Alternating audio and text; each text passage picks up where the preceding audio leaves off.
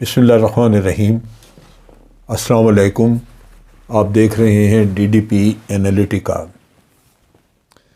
ہر روز کہیں نہ کہیں سے کوئی خودکشی کا واقعہ، کوئی رونا دھونا، لوگ سڑکوں پہ چیختے، انٹرویو دیتے، لوگ پوچھتے ہیں جا کے ان سے، اینکر پرسنز وغیرہ یا میڈیا کے لوگ، تو سوالات کا جواب دیتے دیتے لوگ رونا شروع کر دیتے ہیں۔ اور رونا ایک ہی ہے کہ مہنگائی، ذرائع آمدن نہیں، ریلیف نہیں، زندگی کیسے گزاریں۔ آج ایک ویڈیو، چھوٹی سی ویڈیو کلپ سوشل میڈیا پہ آئی اوکاڑا سے۔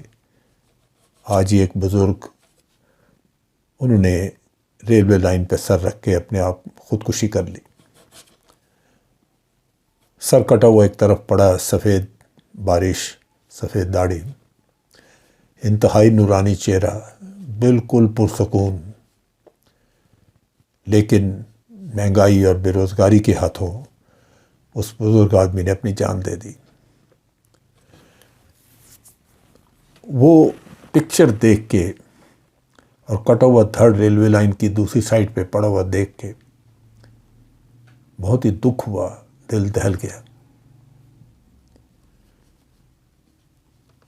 ہم لوگ اپنے گھروں میں بیٹھ کے جو کچھ بھی رب العالمین نے اپنی رحمت سے دیا ہے، پھر بھی ایک پرسکون اچھی زندگی گزار رہے ہیں، لیکن عوام، مزدور طبقہ، غریب غربا دیہات میں یا بڑے شہروں کے سبربن ایریاز میں، ان کی زندگی جہنم رسید ہو چکی ہے۔ کیا کیا جائے ان کے لیے؟ زمانہ اور حکومتیں انتہائی بے رحم ہیں۔ میں یہ اس لیے کہہ رہا ہوں کہ سیاست میں اپنی سیاسی دشمنی اپنی جگہ پہ، لیکن حکومت کسی بھی کی ہو، کسی کی بھی ہو حکومت، عوام تو وہی ہیں جن کے بھلے کے لیے آپ نے حکومت کرنی ہے۔ عمران خان کی گورنمنٹ نے اپنے تھوڑے سے وقت میں، جب کہ اکانومی کی مشکلات بہت تھیں، بے تحاشا مشکلات تھیں، کچھ انہوں نے ایسے میئرز دیے تھے، ایسے اقدامات اٹھائے تھے جس سے عوام کی زندگی میں کچھ بہتری آئی تھی۔ لیکن یہ سیاسی دشمنی ایسی چیز ہے کہ اچھی چیز کو بھی غلط ثابت کرنے کے لیے، تاکہ اس سے سیاسی فائدہ اٹھایا جائے، آپ اپنے عوام کو، ان کو قربانی پہ چڑھا دیتے ہیں۔ آج ہی آپ دیکھیے کہ یہ جو ابھی پی ایم ایل این کی گورنمنٹ ہے، انہوں نے عمران خان کے یا پی ٹی آئی کی گورنمنٹ کے چند اقدامات میں سے دو جو ان کے خاص جو انہوں نے کام کیے تھے عوام کی فلاح کے لیے، جس سے کہ سبسڈیز وغیرہ مل رہی تھیں اور لوگوں کی زندگی میں کچھ تبدیلی آ سکتی تھی، ان میں تھی ایک لو کاسٹ ہاؤسز کی اسکیم، یعنی کم قیمت کے گھر، سستے گھر عوام کو دینے کے لیے، اور پھر یوتھ انٹرپرینورشپ، یعنی کامیاب جوان کا پروگرام، جہاں ان کو کچھ پیسے دیے جا سکتے تھے اپنا کاروبار شروع کرنے کے لیے، اور جو مارک اپ وغیرہ ہے اس کا بوجھ پورا اس جوان پہ یا اس آدمی پہ نہیں ڈالا جاتا تھا، اس میں حکومت پاکستان مارک اپ شیئر کرتی تھی۔ یہ جو ساری اسکیمیں تھیں کمرشل بینکس کے ذریعے چل رہی تھیں، لیکن اب اسٹیٹ بینک نے کمرشل بینکس کو ایک ہدایت نامہ جاری کیا، جس میں کہنے کو تو یہ کہا کہ یہ فی الحال وقتی طور پہ بند کر دی جائیں، قرضے وغیرہ نہ دیے جائیں، اور اسکیمیں بعد میں پھر دیکھا جائے گا، اگست کی 31 تاریخ کے بعد دیکھیں گے۔ اندازہ یہی ہوتا ہے کہ یہ اگست کی 31 کے بعد بھی اب نہیں چل سکیں گی۔ حکومت نے ان اسکیموں کو غالباً ختم کر دیا۔ خرابی یہاں پہ یہ ہے کہ یہ جو اسکیمیں جن کو پی ٹی آئی کی گورنمنٹ نے سن 2020 میں جاری کیا تھا وہ پچھلے 1.5 سال میں کافی حد تک آگے جا چکی تھیں۔ بینکوں نے اس وقت تک تقریباً 85 بلین 85 ارب روپیہ اس مد میں خرچ کر دیا ہوا تھا، یعنی لوگوں کو قرض دے دیا ہوا تھا۔ اس کے علاوہ 212 ارب روپے کی اپلیکیشنیں اپروو کر دی ہوئی تھیں، یعنی یہ بھی روپیات دینے والا تھا۔ لوگوں کی طرف سے جو ڈیمانڈ، جو اپلیکیشنیں آئی تھیں، ان کی جو مالیت بنتی تھی وہ 474 ارب روپے بنتی تھی، لیکن ان میں سے جو کنڈیشنز پوری کرتے تھے، جن کو لون دیے جا سکتے تھے، وہ 212 ارب روپے کے لونز تھے، لیکن اب یہ سارا کام رک گیا۔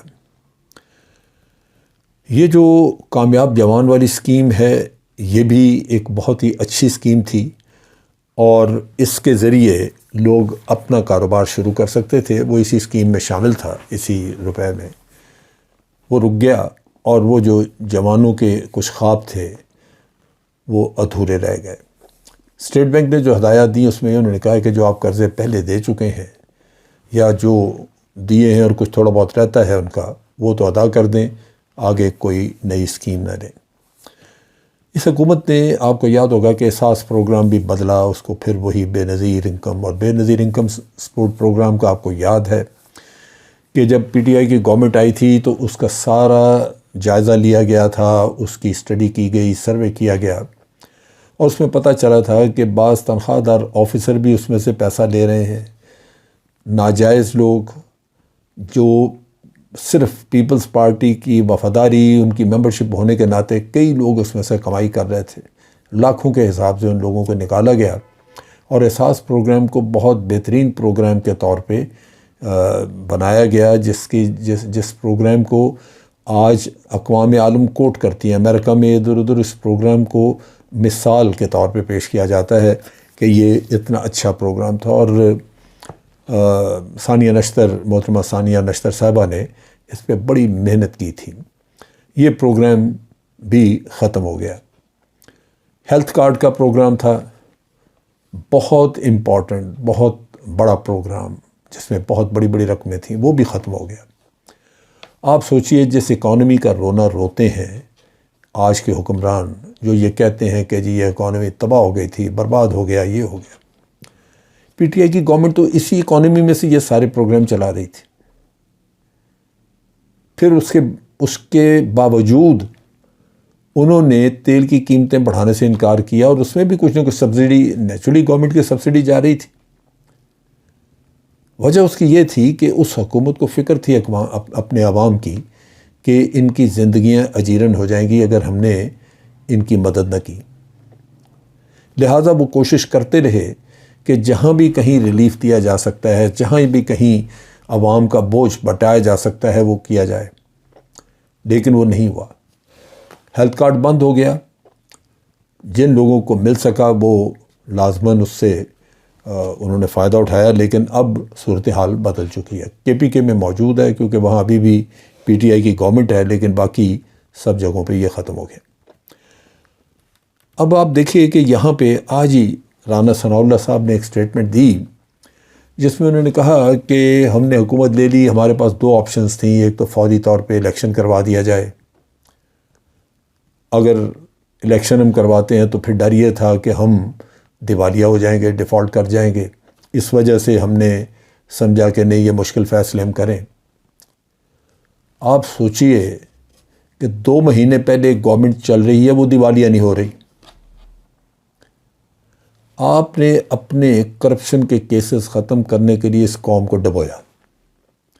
پہلے تو لگاتار پی ٹی آئی کی گورنمنٹ کو خوار کیے رکھا، وہاں پہ باوجود اس کے کہ کووڈ تھا، 2 سال تک یہاں پہ وبا پھیلی رہی، پوری دنیا چکر میں تھی، اور اس کے علاوہ بے پناہ کمزوریاں، اکانومی لٹی ہوئی اکانومی یہ P M L N government چھوڑ کے گئی تھی۔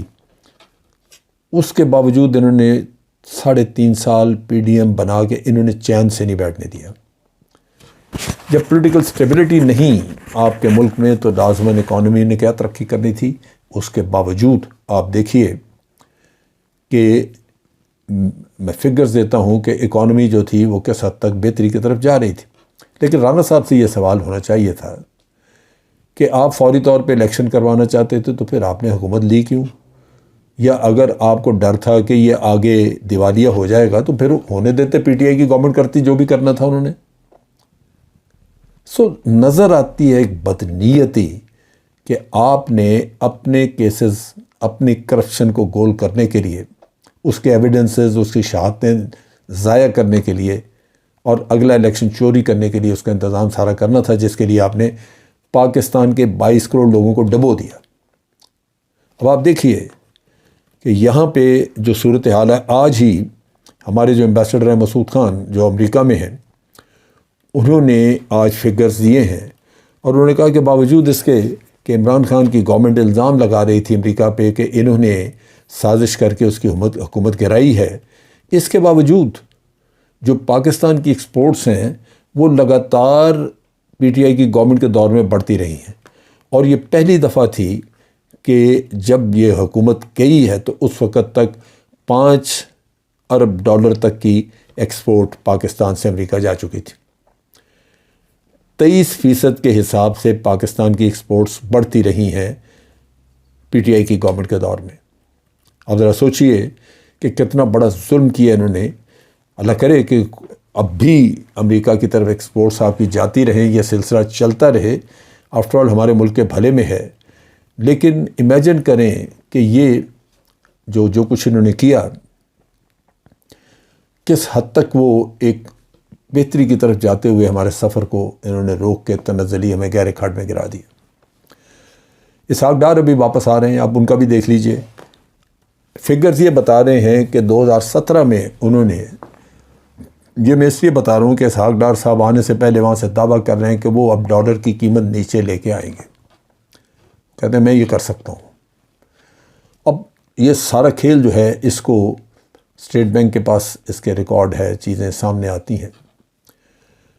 2017 میں انہوں نے ڈالر کی قیمت کو کم رکھنے کے لیے ہر مہینے 1 ارب ڈالر مارکیٹ میں پھینکا. صرف 2017 میں 12 ارب ڈالر، یعنی ہر مہینے 1 ارب ڈالر مارکیٹ میں ڈالر کی قیمت کو اپنی مرضی کے مطابق رکھنے کے لیے یہ فارن ایکسچینج جو تھا وہ ضائع کیا. یہاں پہ وہ کہتے ہیں کہ انہوں نے اپنے پورے ٹینیور میں 27 ارب ڈالر جو تھے وہ مارکیٹ میں لگائے. آپ ذرا سوچئے کہ جس ملک کا کرنٹ اکاؤنٹ ڈیفیسٹ بڑھ رہا ہو، اس کے پاس فارن ایکسچینج کی شارٹیج ہو کہ وہ اپنی امپورٹس کو پوری قیمت نہ ادا کر سکتا ہو، اس کو یہ دھندے سوٹ کرتے ہیں، اس کو کرنے چاہیے. اور ذرا سوچئے کہ 27 ارب ڈالر انہوں نے صرف ڈالر کی قیمت دکھاوا، اپنی حکومت کی کارکردگی جاری دکھانے کے لیے یہ کرتب کیا، دکھاوے پہ. اور اگر یہ دکھاوا نہ کرتے اور یہ 27 ارب ڈالر آج آپ کے پاس ہوتا تو آپ سوچیے کہ آپ کے ریزروز کتنے سٹرونگ ہوتے. لیکن نہیں. ان حالات میں کیا حکومت، کیا ملک ان لوگوں کے ہاتھ میں چھوڑا جا سکتا ہے؟ اسحاق ڈار پھر واپس آ رہے ہیں. یہ بہت بڑا رسک ہے. پاکستان آج تباہی کے دہانے پہ کھڑا ہے. ایک ایسی جگہ پہ ہے جہاں آپ نے فیصلے کرنے ہیں. ایک طرف کھڈ ہے، گہرائی ہے، ادھر تھوڑا سا جھٹکا لگا تو آپ ادھر گئے، اور دوسری طرف کم از کم ایک کھلا میدان ہے کہ آپ گہرائی میں گرنے سے بچ جائیں گے. جو عوام، جو لوگ اپنی تاریخ سے، اپنے تجربے سے اور حالات کے رخ سے کچھ سیکھتے نہیں ہیں، وہ بالآخر اپنا سب کچھ گنوا بیٹھتے ہیں. میں یہ سے کہہ رہا ہوں کہ ہمارے پاس ایک تاریخ موجود ہے، ایک ہسٹری موجود ہے. پی ایم ایل این، پی پی پی اور جے یو آئی وغیرہ ان کی حکومتوں کی، انہوں نے آج دن تک یہی کچھ کیا ہے، سوائے اپنے مفادات کے انہوں نے اور کچھ نہیں کیا. اور آج یہ چیزیں واضح ہیں. جس مہنگائی کے نام پہ انہوں نے حکومت حاصل کی، وہ انہوں نے 2 مہینے کے اندر اندر اس کو دگنی سے زیادہ اوپر کر دیا. لوگ ریلوے لائنوں پہ سر رکھ کے خودکشیاں کرنے پہ اتر آئے. اس سے بڑا دکھ اور کیا ہو سکتا ہے؟ تو کہنے کی بات یہی تھی کہ آپ اس سٹیج کے اوپر ان کی چکنی چپڑی باتوں میں آنے کے بجائے حالات اور سارے قوائف سامنے رکھیں اور فیصلہ کریں جو آپ کے بہترین مفاد میں ہو۔ آج کے لیے اتنا ہی۔ افواج پاکستان زندہ باد، پاکستان پائندہ باد۔